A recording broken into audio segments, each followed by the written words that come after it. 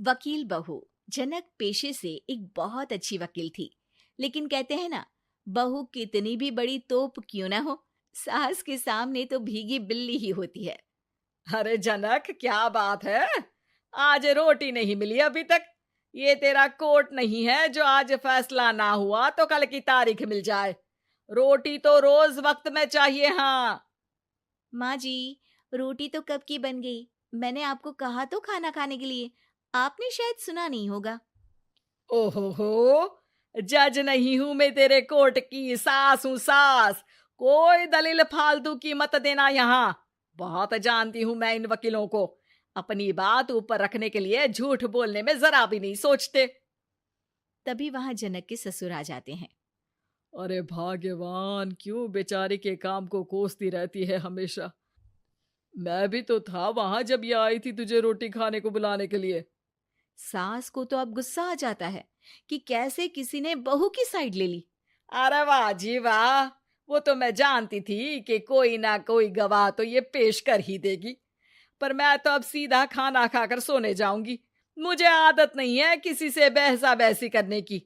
पता नहीं कैसे ये वकील इतना दिमाग लगाकर खुद तो झूठ बोलते ही हैं, साथ में झूठे गवाह भी ले आते हैं। जनक को सास के ताने सुनने की अब आदत सी पड़ जाती है। एक दिन जनक वकील की ड्रेस पर काला कोट पहनकर कोर्ट के लिए निकल ही रही होती है कि अरे कहाँ चली काला कौवा बनकर? टोक दिया ना। अब कोर्ट तो वकील वाली ड्रेस पहनकर ही जाऊंगी ना। वाह भाई वाह, दामिनी तो मैंने भी देखी है। सन्नी पाजी ने ऐसा ही कोट पहना था और कहा था कि तारीख पर तारीख, तारीख पर तारीख। मतलब कि कोई बात करनी है तो बोलिए, वरना वक्त नहीं है मेरे पास खराब करने के लिए।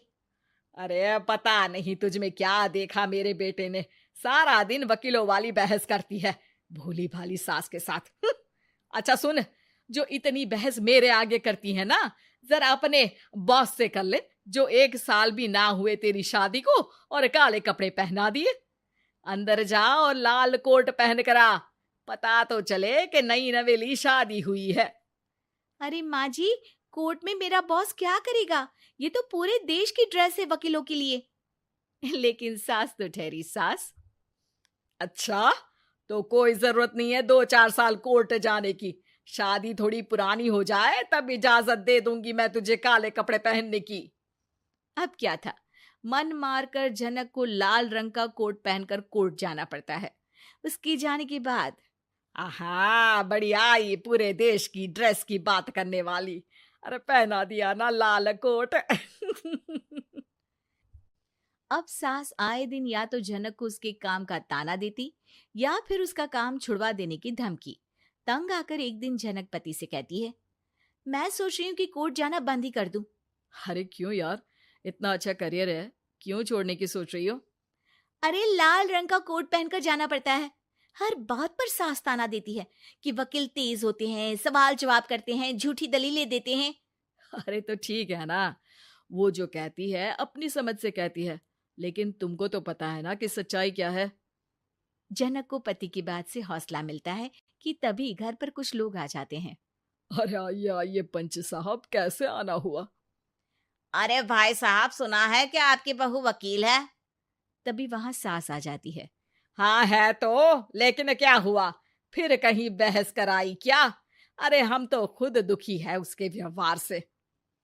अरे भाभी जी, आपको तो पूरा मोहल्ला जानता है कि आप कितना बोलती है। फिर हम यहाँ बहू रानी की कोई शिकायत नहीं, बल्कि अपनी परेशानी लेकर आए हैं। ससुर जी खुश हो जाते हैं। हाँ हाँ, मैं भी बहू को बुलाता हूँ। जनक वहां आती है, सबको नमस्ते करके बैठ जाती है। बहू रानी, हमारे गांव में बड़ी मुसीबत आ गई है। अब तो पूरे गांव की जिम्मेदारी मानो तुम्हारे कंधों पर है। अरे ना ना, इससे तो घर की जिम्मेदारी पूरी नहीं होती, ये गांव की जिम्मेदारी क्या लेगी? भाभी जी, आप चुप हो जाओ। यहाँ पढ़े लिखे लोगों की बात हो रही है। आप जाओ, जरा रसोई से सबके लिए चाय लेकर आओ। मैं कॉफी लूंगी।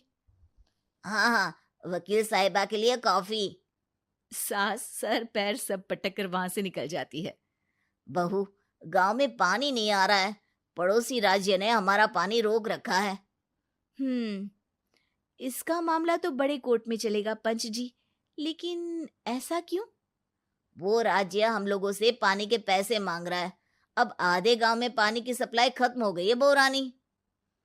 अच्छा पंच साहब, बात गांव की है तो मैं जरूर केस लड़ूंगी। यहाँ एक बार फिर सास की एंट्री हो जाती है। अरे वाह जी वाह, ये काम करवा लो, आप हमारी बहू से बहुत अच्छा करती है। मैं हूं सीधी सादी सास। इस लड़की ने कैसे लड़ लड़ कर मुझे साइड कर रखा है, ये तो अब आपको पता चल ही जाएगा। अरे भाभी जी, आपकी आवाज तो पूरे गांव को सुनाई पड़ती है जब आप बहू रानी को सुंदर वचन सुना रही होती हैं। अरे वकील बहू मिली है, फक्र करो फक्र। हाँ जी हाँ, सारी फकर तो हम लोग ही करें। खैर, अब जो केस लड़ेगी और पानी गांव में आ जाता है तो पंच साहब लिख कर देना होगा कि हैंड पाइप में सबसे पहले मेरी बाल्टी और घड़ा भरेगा। अरे फिर तो हम बहू रानी के नाम पर घर पर ही सप्लाई दे देंगे, लेकिन ये इतना आसान नहीं है। बहू, गांव के पास अभी वकील करने की भी पैसे नहीं है तो। अरे पंच साहब, ये मेरे गांव का मामला है, मैं आपसे एक भी पैसा नहीं लूंगी। सास को बहू की बात पर गुस्सा आ जाता है, लेकिन सबके जाने के बाद झनक मन लगाकर गांव की परेशानियों को दूर करने में लग जाती है। और वो दिन भी आता है कि झनक केस जीत जाती है। अरे आज तो प्लम्बर आकर घर तक पाइप लगा गया है।